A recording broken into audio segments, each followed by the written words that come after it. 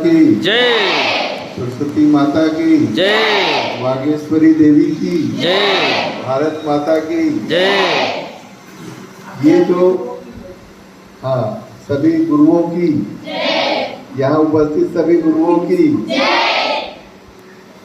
हमारा जो मूल मंत्र है सनातन में वो है कि सर्वे भवन्तु सुखिनः सर्वे सन्तु निरामया सर्वे भद्राणि पश्यन्तु मा कश्चित् दुःखभाग् भवेत्। सनातन में जो हमारा हिंदू समाज है, जो भारत के रहने वाले, वो सब कहते हैं कि सभी का कल्याण हो, सभी सुखी हो, सभी निरोग हो किसी में। और उसमें एक है कि हम जो नाइन्थ में है कि हम एक दूसरे से बैर ना करें, सभी मिलकर करें, जो हमारे अपने अपने भाग का उपयोग करें, है ना।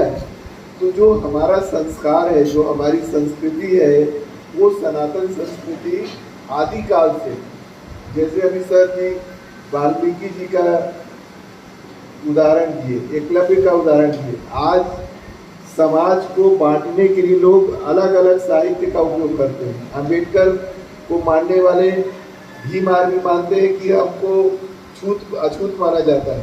ऐसा नहीं है। हमारा संस्कृति जो वाल्मीकि थे वो उसी समाज से थे, और उन्होंने जैसा सर बोले वो उन्होंने रामायण की रचना की, और आज हम सब उनकी पूजा करते हैं। वाल्मीकि रामायण जो जो हम जो संस्कृत में एक संस्कृत में एक वाक्य है कि जो हम शब्द बोलते हैं वो कहाँ से उत्पत्ति हुई।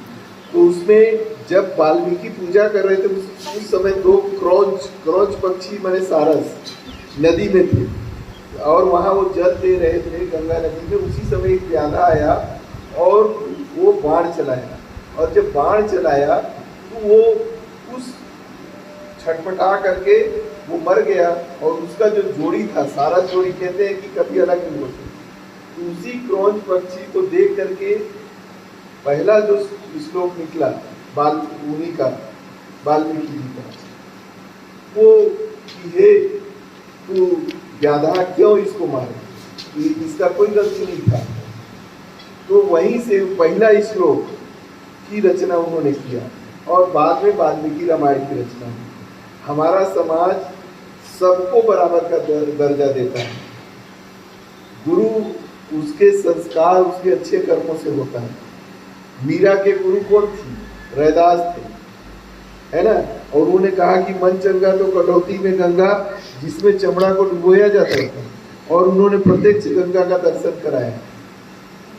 गुरु नानक जी जब छोटे बच्चे थे, वो खेत में जिसे तुम लोग खड़ा करते हो तो जाते थे ना, तो जाते थे बोले कि भाई चिड़िया भगाओ नहीं तो सब खा जाएगा।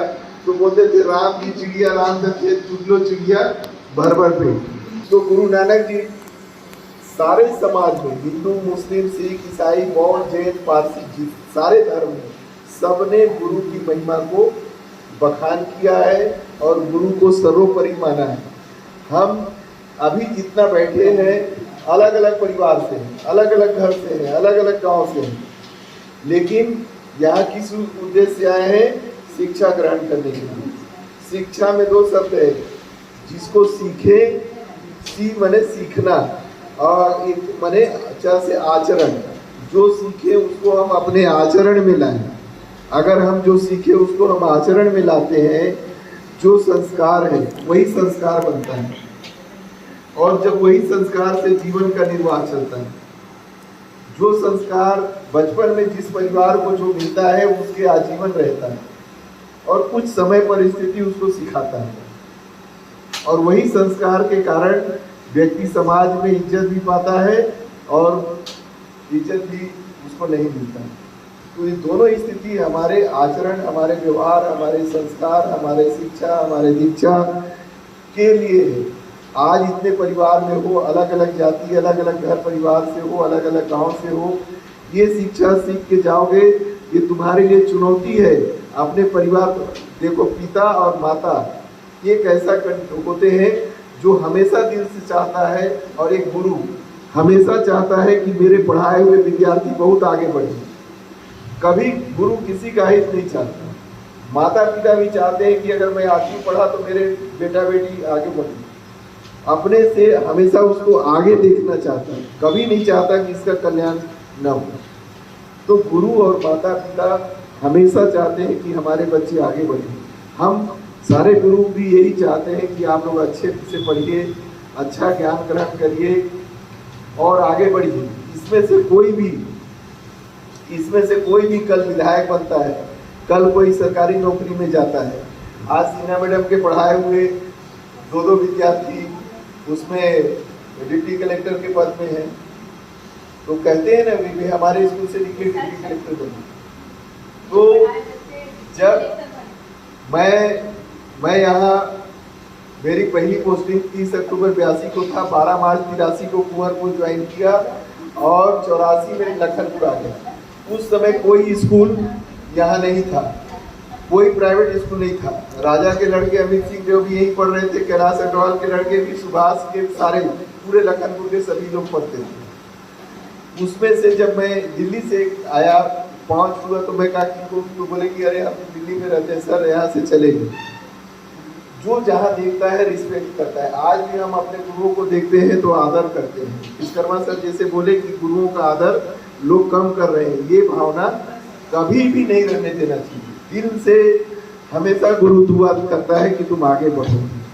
इसीलिए हिंदू समाज में पहले पैर पड़ते हैं। पैर क्या है? जिसे जो चुटकी है वो ऊर्जा को बाहर नहीं निकलने देता। जब दोनों, ये जो अर्थ है हमारे शरीर का, जो ऊर्जा निकलता है, पैर छूते हैं तो वो करंट उसको जाता है, तो वो अर्थिंग, और जब वो हाथ से उसको छूता है तो उसका शक्तिपात, उसको बोलते हैं शक्तिपात। तो वो उसकी जो ऊर्जा है, उस गुरु की जो आंतरिक ऊर्जा है, उसका जो हृदय से आशीर्वाद देता है उसको मिलता है। देखे होगे चमत्कार, देखे होगे कि कई गुरु ऐसे ऐसे होते हैं कि छूते ही उसका सिर दर्द खत्म हो गया, उसका भूत प्रेत भग गया, उसका ज्ञान उसको मिलने लगा। ये जो हमारा यहाँ पर अमृत ग्रंथि है, पीयूष ग्रंथि, दोनों भावों के मध्य में, इसलिए हम तिलक लगाते हैं। यहाँ कोई जब दबाते हैं, शक्तिपात करते हैं तो उसको ज्ञान मिलता है। तो जो कहते हैं कि हमारी आत्मा भी यही है, जो हम बोल रहे हैं, सारी प्राण ऊर्जा यहाँ है। तो इसलिए तिलक लगाने का है, और चंदन का तिलक लगाने से यहाँ शांत होता है। तो ये जो पीयूष ग्रंथि है, जो अमृत जहाँ से वर्षा होती है, जब कबीरदास के 8 चक्र हैं, कमर के सबसे रीढ़ के नीचे भाग में कुंडली है और लास्ट में सहस्त्र दल है, तो वो जब अमृत वर्षा यहाँ से निकल के नाभि से कंठकूप और यहाँ होते हुए नाक और दोनों अग्रभाग और मस्तक, जब वो इसमें उसको करता है, तब तो धीरे धीरे वो आज्ञा चक्र जाते हुए यहाँ पहुँचता है। और उसको जैसे गौतम बुद्ध जी को ज्ञान प्राप्त हुआ, गुरु नानक को ज्ञान प्राप्त हुआ, तो गुरु जैसे पहले विश्वकर्मा सर की सबसे पहले माता गुरु है, बाद में जो शिक्षक है वो गुरु है, और एक गुरु होता है जो अपने अपने धर्म गुरु भी होते हैं, जो हमको ज्ञान देते हैं।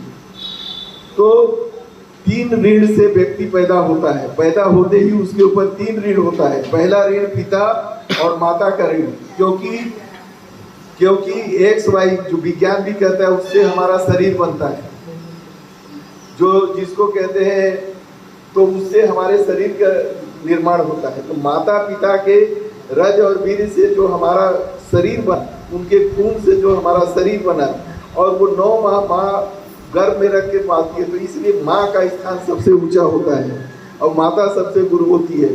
उस माता और पिता के ऋण को हम कभी उबरी नहीं हो सकते। केवल जिस तरह से